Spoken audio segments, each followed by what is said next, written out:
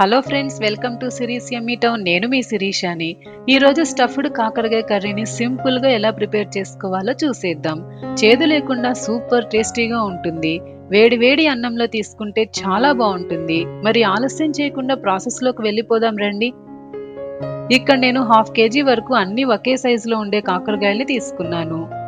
ఇప్పుడు కాకరకాయల పైన చెక్కు తీసేసుకొని ఒకసారి శుభ్రంగా కడిగేసి ఒక ప్లేట్లోకి తీసుకోండి. తర్వాత కడిగిన కాకరకాయల్ని ఒక్కొక్కటిగా తీసుకొని వీడియోలో చూపిస్తున్నట్లుగా మధ్యలోకి నిలువుగా కట్ చేసుకొని లోపల గింజలు తీసేసుకోవాలి. ఈ గింజలు పడేయకుండా ఒక బౌల్లోకి తీసుకోండి. తర్వాత కర్రీలోకే యూజ్ చేస్తాము. ఇప్పుడు స్టవ్ ఆన్ చేసి ప్యాన్ పెట్టుకొని 2 టేబుల్ స్పూన్లు ఆయిల్ వేసుకోండి. ఆయిల్ వేడయ్యాక 4 టేబుల్ స్పూన్లు పల్లీలు వేసుకొని మంటని లో ఫ్లేమ్లో పెట్టుకొని నిదానంగా వేయించండి. పల్లీలు కొంచెం వేగిన తర్వాత 2 టేబుల్ స్పూన్లు పచ్చిశనగపప్పు వేసుకుని వేయించుకోవాలి. పచ్చిశనగపప్పు కూడా వేగిన తర్వాత 2 టేబుల్ స్పూన్ల ధనియాలు, 1 టేబుల్ స్పూన్ జీలకర్ర వేసుకుని 2 నిమిషాల పాటు వేయించుకోవాలి. ధనియాలు జీలకర్ర వేగిన తర్వాత 2 టేబుల్ స్పూన్లు తెల్ల నువ్వులు వేసుకొని కలర్ మారే వరకు ఫ్రై చేసుకోండి.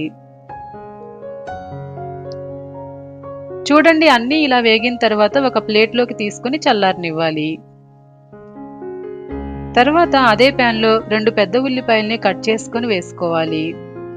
ఉల్లిపాయ ముక్కలు ఒక 70% మగ్గితే చాలు, మరీ ఎక్కువగా వేగనవసరం లేదు. ఉల్లిపాయ ముక్కలు కొంచెం మగ్గిన తర్వాత 10 నుండి 15 వెల్లుల్లి రెబ్బల్ని వేసుకొని 2 నిమిషాలు ఫ్రై చేసుకోండి. ఇప్పుడు గుప్పెడు కరివేపాకును కూడా వేసుకొని ఒకసారి కలుపుకోవాలి.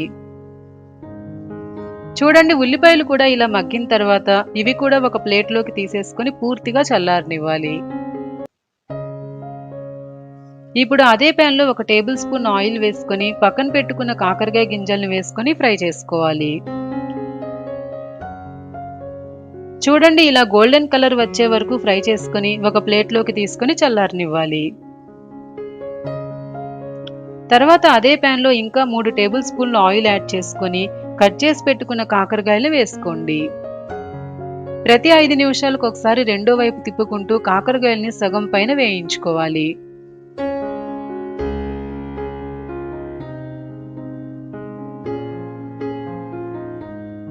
చూడండి, ఇలా సగం పైన వేయించుకొని పక్కన పెట్టుకోండి.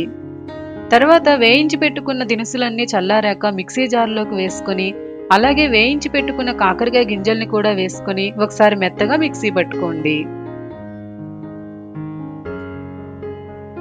ఇప్పుడు ఇందులో వేయించి పెట్టుకున్న ఉల్లిపాయ ముక్కలు, వెల్లుల్లి, కరివేపాకును వేసుకోండి.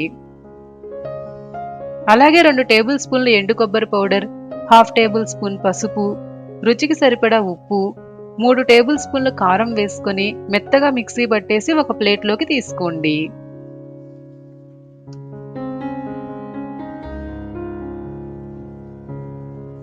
తర్వాత వేయించిన కాకరకాయల్లోకి స్టఫ్ని నీట్గా పెట్టేసుకోవాలి. చూడండి, అన్ని కాకరకాయల్లోకి ఇలా స్టఫ్ని పెట్టేసుకోండి. మిగిలిన స్టఫ్ని తర్వాత కర్రీలోకే యూజ్ చేస్తాము. తర్వాత స్టవ్ ఆన్ చేసి ప్యాన్ పెట్టుకొని 2 టేబుల్ స్పూన్లు ఆయిల్ వేసుకొని స్టఫ్ పెట్టుకున్న కాకరకాయలను వేసుకొని బాగా వేగనివ్వాలి. ప్రతి 2 నిమిషాలకు ఒకసారి జాగ్రత్తగా స్టఫ్ పోకుండా రెండో వైపుకు తిప్పుకుంటూ వేయించుకోండి.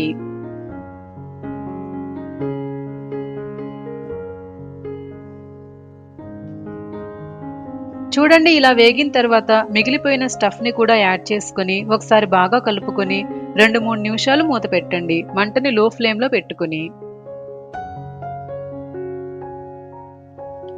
2 నిమిషాల తర్వాత ఒకసారి కలుపుకొని స్టవ్ ఆఫ్ చేసేసుకోండి. అంతే, స్టఫ్డ్ కాకరకాయ కర్రీ రెడీ. చేదు తెలియకుండా చాలా టేస్టీగా ఉంటుంది.